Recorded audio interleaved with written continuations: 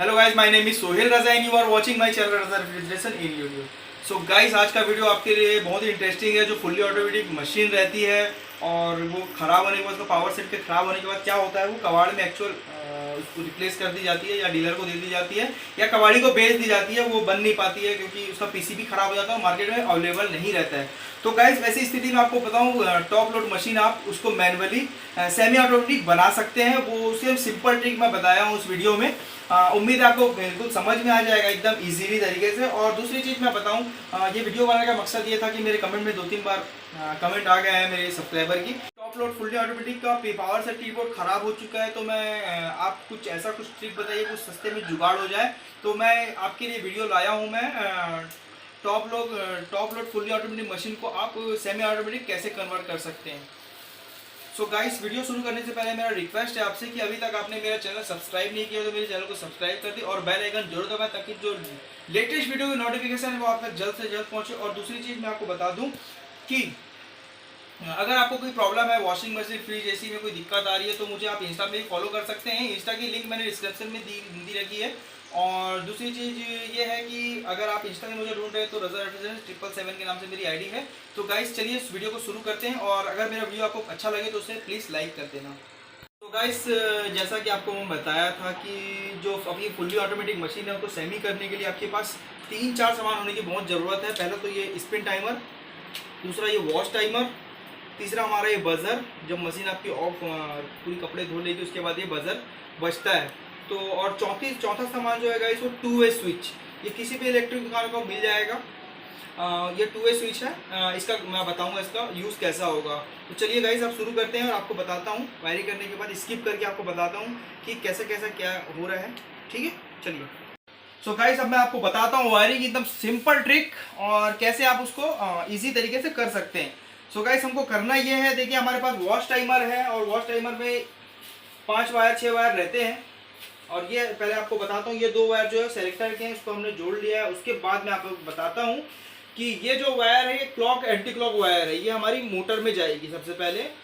और इसी के साथ ये 2 मोटर में जा रही है हमारी ये 2 वायर टाइमर की, क्लॉक एंटी क्लॉक। और उसके बाद उसी वायर में जुड़ा है हमारा कैपेसिटर। कैपेसिटर भी उसी पे जुड़ा हुआ है। ये हमारा वॉश का वायरिंग हो गया है। दूसरी चीज, हमारा जो 2 वे स्विच जो है उस वायरिंग बता दूं मैं, बीच में फेस आएगा, एक साइड में वॉश टाइमर में फेस जाएगा और दूसरे साइड से आपका स्पिन टाइमर में फेस जाएगा।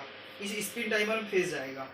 और उसी मतलब जो स्पिन टाइमर का एक फेस जो लगा हुआ है, उसी में हमारा एक ड्रेन, ये वो ड्रेन पंप में एक फेज जाएगा यहीं से।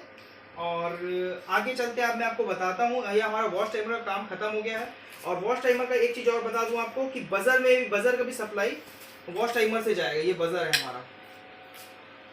उसके बाद मैं बताऊँ, स्पिन टाइमर हमारा फेस आया और उसके बाद रिटर्न जा रहा है ये हमारा मोटर के रनिंग पे जाएगा। और दूसरी चीज मैं आपको बताऊं, ड्रेन पंप का जो न्यूट्रल है वो सीधा न्यूट्रल में जाके जुड़ेगा और 2 वे स्विच का जो फेस है वो सीधा फेस पे जाके जुड़ेगा। तो गाइस, अब मैं आपको चला के दिखाता हूँ मशीन कैसे चलाना है। और दूसरी चीज़ मैं बताऊँ आपको कि जो स्पिन मोटर का टाइमर है उसका एक वायर जो है से जो डोर स्विच रहता है उसमें आप कटिंग करके उसको लगा सकते हैं, ताकि कभी स्पिन कर रहे हो और कपड़ा फड़ या कुछ साउंड कर रहा है, वाइब्रेशन ज़्यादा कर रहा है, तो कपड़े को बैलेंस करने के लिए हम उसका डोर खोलते हैं। तो उसको खोलेंगे तो हमारी मशीन जो है वो ऑटोमेटिक रुक जाती है। तो ये वायर जो है ये हमारा सेफ्टी स्विच में जाएगा। तो चलिए अब मैं चालू करके दिखाता हूँ इसको। सो गाइस, हमारा जो 2 वे स्विच है उसमें हम एक साइड प्रेस करेंगे तो हमारा वॉश मोटर चलेगा और दूसरे साइड प्रेस करेंगे तो ये स्पिन मोटर चलेगा। तो पहले मैं आपको स्पिन चला के दिखाता हूँ। ये हमारा स्पिन साइड में लगा हुआ टाइमर भी ऑन है, ये स्पिन मोटर चल रही है। अब मैं आपको वॉश चला के दिखाता हूँ इस पे। ये हमारा वॉश टाइमर पे मैंने चालू कर दिया है और एक साइड ये घूम रहा है वॉश, फिर अब ये क्लॉकवाइज घूमेगा। ये गाइस क्लॉकवाइज घूमने लग गया हमारा जो मशीन है।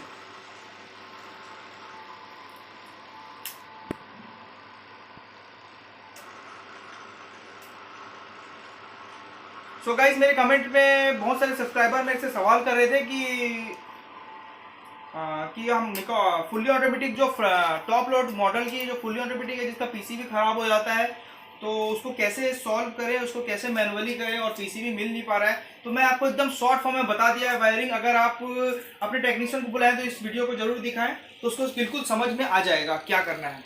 सो गाइस, मेरा वीडियो आपको पसंद अच्छा लगा हो तो उसको प्लीज़ लाइक कर दें।